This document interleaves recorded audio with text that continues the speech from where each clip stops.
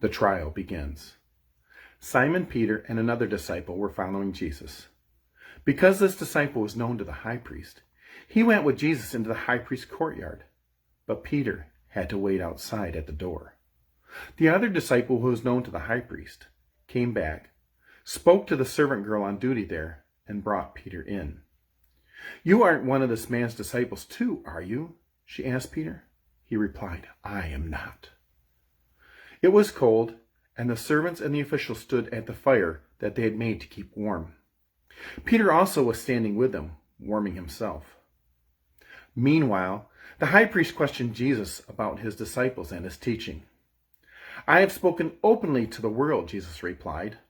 "I've always taught in the synagogues and in the temples, where all the Jews come together. I have said nothing in secret. Why question me? Ask those who heard me. Surely they know what I said." When Jesus said this, one of the officials nearby slapped him in the face. "Is this the way you answer a high priest?" he demanded. "If I said something wrong," Jesus replied, "testify as to what is wrong. But if I spoke the truth, why did you strike me?" Then Annas sent him bound to Caiaphas the high priest. Meanwhile, Simon Peter was still standing there warming himself, so they asked him, "You aren't one of these man's disciples too, are you?" He denied it, saying, "I am not."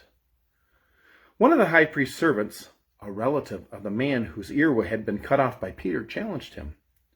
"Didn't I see you with him at the garden?"